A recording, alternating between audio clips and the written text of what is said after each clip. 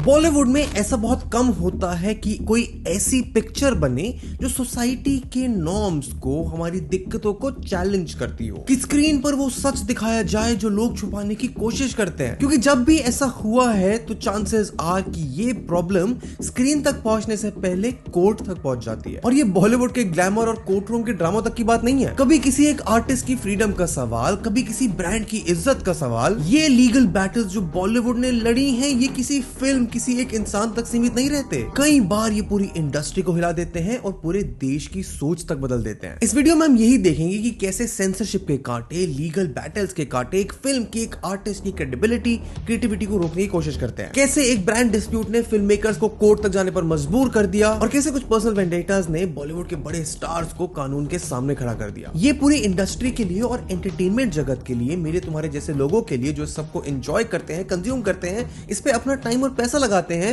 एक सबक है। आर्टिस्टिक फ्रीडम, रिस्पॉन्सिबिलिटी, क्रिएटिविटी और लॉ के बीच में पतली लाइन पर चलने का। इस वीडियो में हम 4 थीम्स पर फोकस करने वाले हैं। सेंसरशिप और क्रिएटिव फ्रीडम की लड़ाई, इंटेलेक्चुअल प्रॉपर्टी और कॉपीराइट की लड़ाई, डेफेमेशन और पर्सनल डिस्प्यूट्स की कहानी, और आखिर में सोसाइटल बैकलैश और जेंडर बायस की लड़ाई। तो अब तुम्हें समझाते हैं कैसे इन लड़ाइयों ने बॉलीवुड का और हमारा तुम्हारा नजरिया पूरा बदल दिया।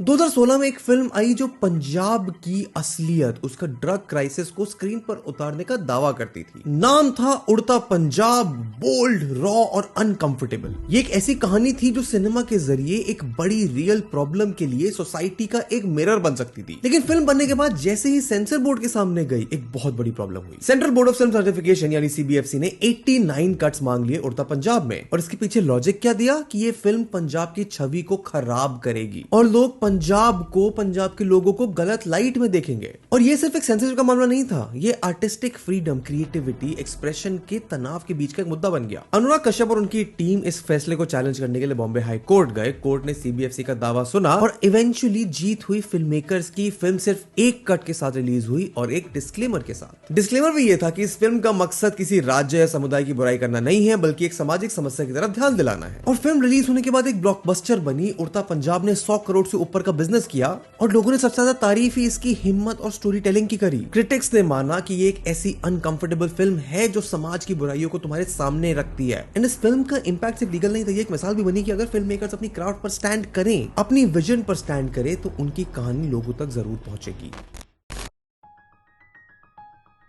तो ये तो एक रियलिस्टिक स्टोरी दिखाने की बात थी, लेकिन कठिनाइयां थोड़ी और बढ़ जाती हैं जब ये प्रॉब्लम्स इंटेलेक्चुअल प्रॉपर्टी की हो जाती हैं। 2017 में रिलीज हुई अक्षय कुमार की फिल्म जॉली एलएलबी 2, एक कोर्ट रूम ड्रामा जो कॉमेडी और रियलिज्म का परफेक्ट ब्लेंड थी। लेकिन एक अनएक्सपेक्टेड ट्विस्ट तब आया जब रिनाउंड फुटवेयर ब्रांड बाटा ने फिल्म के अगेंस्ट डेफेमेशन केस फाइल किया। मूवी में एक सीन है जहां पे अनु कपूर को कैरेक्टर रिमार्क करते हैं, बाटा का जूता पहनकर, टुच्ची सी टेरिकोट की शर्ट पहनकर साला हमसे जबान लड़ा रहा है। बाटा का कहना यह था कि ये डायलॉग उनके ब्रांड की इमेज को बहुत बड़ा नुकसान पहुंचा रहा है, क्योंकि ये दिखाता है कि उनके फुटवेयर सिर्फ समाज के नीचे तबके से आने वाले लोग पहन सकते हैं। और ये मामला भी जब कोर्ट में गया तो कोर्ट ने कंपनी के फेवर में फैसला दिया और फिल्म मेकर्स को कहा कि या तो वो ये सीन्स एडिट करें या फिर फिल्म से कंप्लीटली हटा दें। हाँ, despite these legal challenges, jolly LLB 2 ने बॉक्स ऑफिस पर 190 करोड़ का बिजनेस किया, बहुत बड़ी हिट मिली, क्रिटिकल अक्लेम भी मिला। लेकिन ये इंसिडेंट एक बहुत ही इंपॉर्टेंट और इंटरेस्टिंग केस है फिल्म मेकिंग में, जहां पे ओवरसाइट, ब्रांड्स, इंटेलेक्चुअल प्रॉपर्टी की जो सच्चाइयां होती हैं, जो कॉम्प्लिकेशंस होती हैं, जो उसके ऊपर आने वाले रैमिफिकेशंस होते हैं,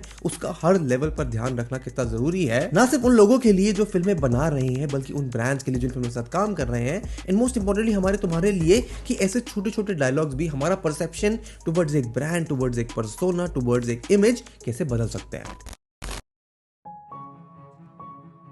क्रिएटिविटी और इंटेलेक्चुअल प्रॉपर्टी से अलावा भी एक प्रॉब्लम होती है ग्लैमर इंडस्ट्री में, जब लड़ाइयां इंडिविजुअल ईगोस पर आकर रख जाती हैं। क्योंकि बॉलीवुड की ग्लैमरस वर्ल्ड में पर्सनल और प्रोफेशनल लाइफ का फर्क कभी कभी मिटा सा लगता है। और एक ऐसा ही हाई प्रोफाइल केस था ऋतिक रोशन और कंगना रनौत का, जिसकी शुरुआत तो एक पर्सनल डिस्प्यूट से हुई थी, लेकिन वो एक कानूनी जंग तक पहुंच गया। ये सब शुरू हुआ जब 2016 में कंगना रनौत ने ऋतिक रोशन को अपना एक सिली एक्स कहा और ऋतिक ने रिस्पॉन्ड किया एक लीगल नोटिस के साथ demanding a public apology. Case और कॉम्प्लिकेटेड तब बन गया जब ये मैटर पब्लिक पब्लिक में लीक होने लगा, एक मीडिया फ्रेंजी बन गया। कानूनी notice, counter allegations, defamation claim के साथ ये बैटल बॉलीवुड की एक पब्लिक स्पेक्टिकल बन गई। एंड ये केस इसलिए इंटरेस्टिंग नहीं है कि लोगों ने इसके ऊपर बहुत मजे लिए, लोगों के ऊपर मीम्स बनी, लोगों ने पब्लिसिटी करने की कोशिश करी, पर इसलिए भी इंपॉर्टेंट है कि ऋतिक रोशन और कंगना रनौत बॉलीवुड के जाने माने बड़े स्टार्स हैं। प्रॉब्लम ये है कि जब ऐसे बड़े स्टार्स ऐसी पब्लिक और लीगल डिस्प्यूट्स में फंसते हैं तो सिर्फ उनकी ब्रांड इमेज को नुकसान नहीं होता है। कंगना रनौत और ऋतिक रोशन से स्टार जिस पर लोग मल्टीपल करोड़ रुपए खर्चते हैं उनके ऊपर पिक्चर बनाने में, उनके साथ काम करने में, उनकी मार्केटिंग में, जिनके ऊपर